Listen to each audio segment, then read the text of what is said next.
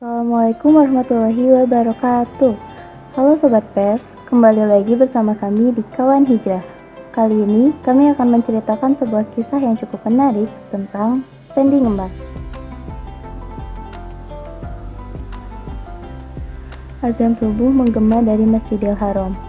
Suaranya menggema di seluruh penjuru Mekah. Gemanya menerobos pagi sunyi, membangunkan dan mengingatkan manusia yang bertakwa akan kewajibannya kepada Allah Subhanahu wa Ta'ala. Gaungnya merayapi celah-celah lorong dan jendela-jendela penduduk, membuat keadaan yang tadinya senyap menjadi ramai. Dari masing-masing pintu rumah yang terbuka, muncul insan-insan Allah. Bergegas, mereka menyusuri lorong-lorong menuju masjid dengan obor-obor di tangan. Kehidupan penduduk telah dimulai. Kesunyian perlahan sirna seiring terbitnya ufuk timur. Di sanalah satu kampung yang berdekatan dengan masjid. Keluar seorang syekh yang tinggal di gubuk reot. Dia menjadi penanggung dari seorang istri, 4 putri, seorang ibu mertua, dan 2 adik perempuannya. Lelaki tua yang begitu berat bebannya, namun masih selalu ingat akan kewajibannya kepada Allah, penciptanya. Pagi itu, sebelum Syekh pergi keluar rumah, istrinya menemuinya. Dengan penuh harap, dimintanya agar suaminya mau mencari tambahan penghasilan untuk hari ini. Ya, istri itu kasihan akan keempat anaknya, ibu serta kedua saudaranya yang kelaparan. Kemarin, mereka seharian tidak memakan apapun. Apakah hari ini kita dan mereka tidak akan makan lagi? Tanyanya pada suaminya itu. Suaminya tertegun mendengarnya.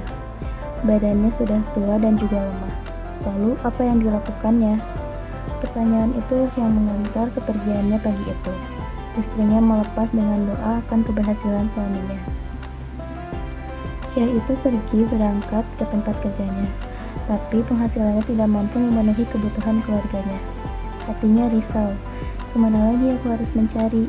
Tanyanya lirih. Seharian dia sudah berkeliling mencari penghasilan tambahan.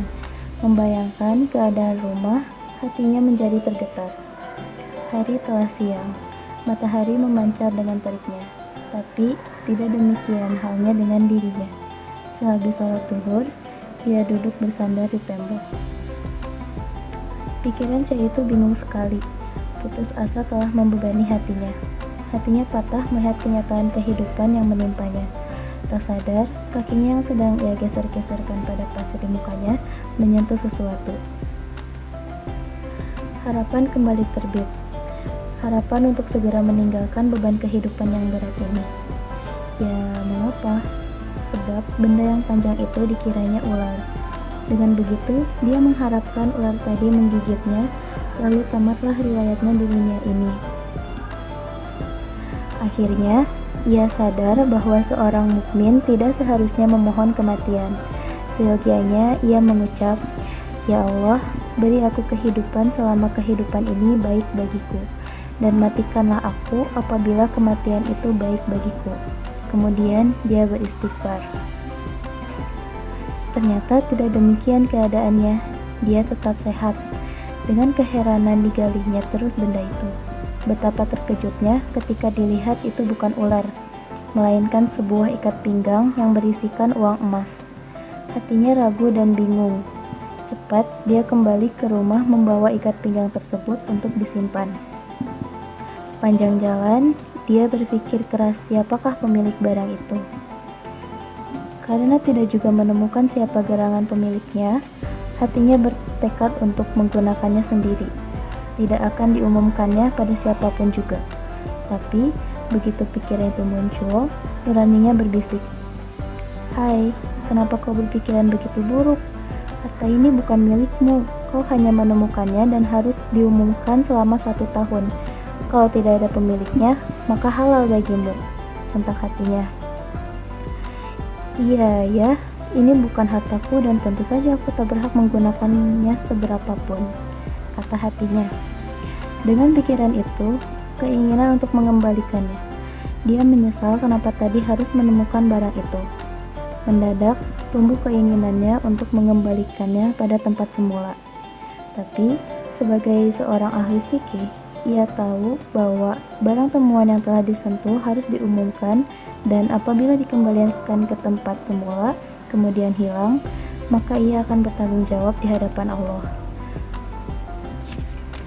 Akhirnya hatinya mantap untuk menyimpan harta itu hingga dapat diketahui siapa pemiliknya.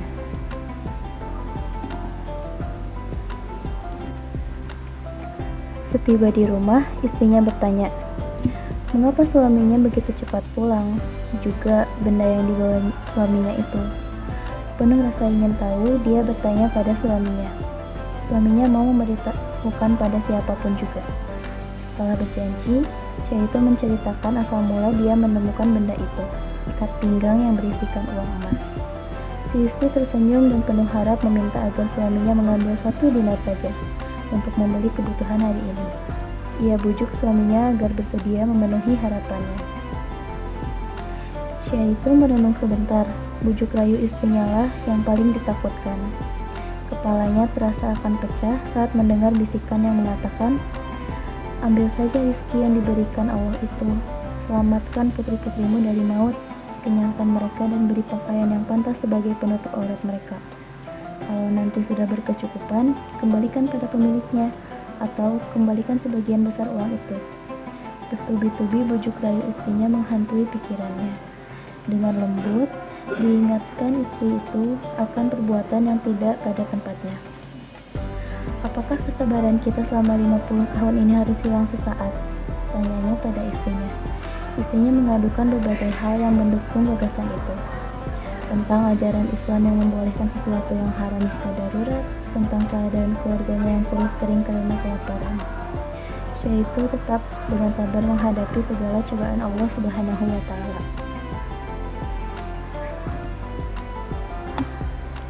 Syekh itu kemudian pergi kembali ke Masjidil Haram. Di sana, dilihatnya banyak orang berkerumun. Penuh rasa ingin tahu, bergegas ke sana. Ternyata, di sana dilihatnya ada seseorang dari suku Khurasan berdiri mengumumkan sesuatu. Dan dialah pemilik ikat pinggang itu. Lantang orang itu berkata, barang siapa menemukan ikat pinggang yang berisikan 1000 dinar agar sudi mengembalikannya, dan semoga Allah memberikan pahala setimpal padanya. Itulah bunyi pengumuman itu. Berulang kali hal itu diberitahukan pada khalayak di masjid itu. Pengumuman itu juga didengar oleh Syekh. Kemudian dia menanyakan pada Khurasan itu apa hadiahnya bagi si penemu. Khurasan itu justru balik bertanya, berapa kira-kira yang pantas? Syekh itu mengatakan sebanyak 10% dari yang ada. Orang Khurasan itu langsung menolak dengan alasan terlalu banyak. Dia hanya mengatakan hanya Allah yang membalasnya. Mendengar itu, Syekh tadi beranjak keluar, sedang si Khurasan tadi tetap berteriak dengan pengumumannya itu. Seseorang yang semenjak tadi memperhatikan Syekh itu, yaitu At-Tabari, bergegas pula keluar. Dia ingin mengetahui apa yang akan diperbuat oleh orang tua itu. Bergegas, Syekh kembali ke rumah dan berkata kepada istrinya. Dengan kecewa, diceritakan kejadian di masjid tadi. 10% yang ditawarkan ditolak oleh si empunya. Kemudian istrinya menganjurkan agar besok meminta lagi dengan 1 dinar dan barulah kembalikan padanya. Tapi Syekh tetap menggeleng, meskipun hatinya pedih melihat keadaan keluarganya, apalagi mendengar cerita istrinya. Hari ini mereka tidak lagi memiliki apa-apa selain sebiji kurma dan seteguk air. Itulah menu mereka hari itu. Tapi meski demikian, Syekh tetap yakin Allah telah siap dengan rahmatnya. Esoknya, Syekh hadir lagi ke masjid. Kali ini dengan mengajukan 1% dari harta yang ditemukan. Sedang si Khurasan itu tetap berteriak dengan pengumumannya. Syekh merasa yakin akan berhasil mengajukan usulnya. Ternyata tetap ditolak, meskipun dia telah menunjukkan kegunaan dari hadiah yang 1% itu, terutama bagi penduduk sekitar yang terkenal miskin. Khurasan itu tetap menyatakan Allah lah yang akan membalasnya.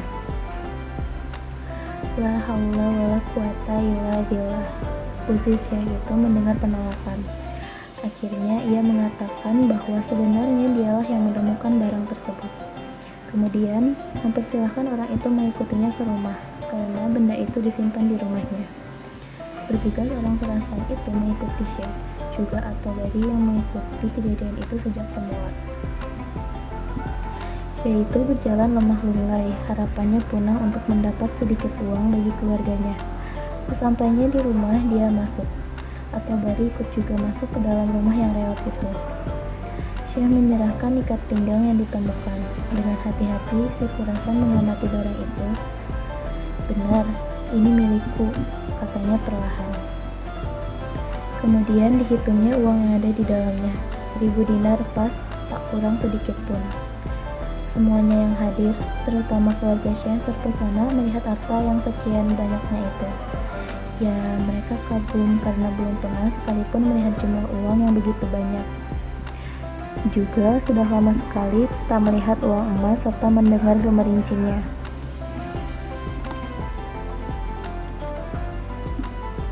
Setelah selesai, orang Khurasan itu meninggalkan rumah itu begitu saja. Bahkan terima kasih pun tidak terucapkan. Semua yang hadir menahan nafas dan kesal sekali. Tapi berbeda dengan Syekh tua itu. Justru dia nampak tersenyum. Kelihatannya dia gembira sekali. Lega rasanya hati ini. Beban tanggung jawabnya atas benda itu selesailah sudah, katanya pada diri sendiri seraya tersenyum.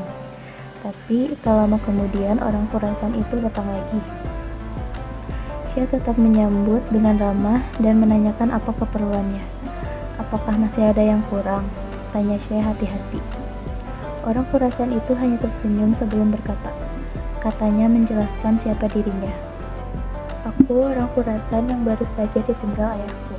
Beliau mewariskan harta sebanyak 3000 dinar, serta rumah dan barang-barang dagangan lain. Sebelum wafat, ayahku berpesan agar membersihkan hartanya dengan 1000 dinar. Tapi dengan syarat yang menerima orang-orang yang saleh dan pantas menerimanya. Nah, terimalah ini. Aku menganggap kaulah yang pantas, tidak orang lain.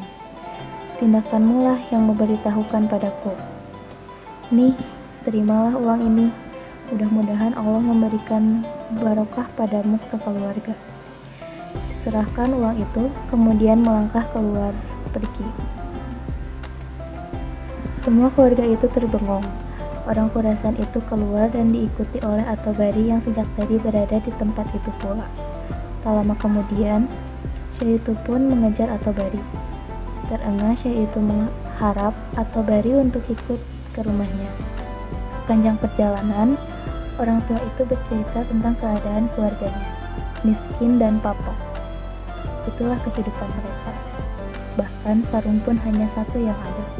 Sehabis sholat subuh, dipinjamkannya pada istri dan anaknya bergantian dipakai untuk sholat.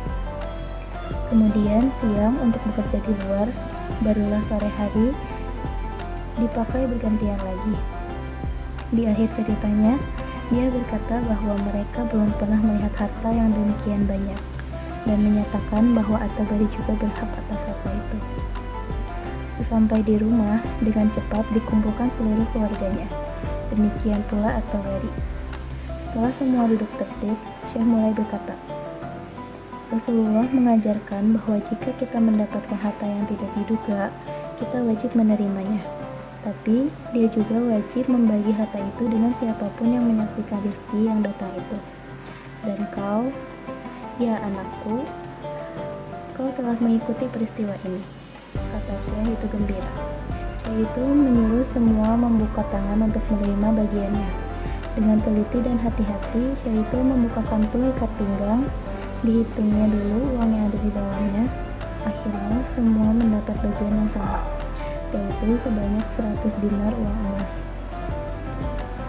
At-Tabari sangat gembira sekali. Dengan cerah dia melangkah pulang. Di benaknya tergambar keinginannya akan terkabul. Dia akan mampu melanjutkan sekolah seperti yang diimpikan selama ini. Demikian pula dengan keluarga Syekh. 15 tahun kemudian, At-Tabari berkunjung ke keluarga itu. Ternyata semua keluarga Syekh itu menjadi keluarga yang terkenal karena kedermawanannya. Sedangkan Syekh itu sendiri telah meninggal selang 2 bulan dari peristiwa penemuan dan pembagian harta temuan itu. Peristiwa itu selalu diceritakan At-Tabari kepada cucu-cucu Syekh itu. 40 tahun kemudian, At-Tabari berkunjung lagi, tapi sudah tidak ditemuinya satupun dari keluarga Syekh itu. Mereka semua entah kemana. At-Tabari kehilangan jejak mereka. Keluarga dermawan yang tabah menghadapi segala bentuk coba dan uji Allah, bahagia untuk mereka.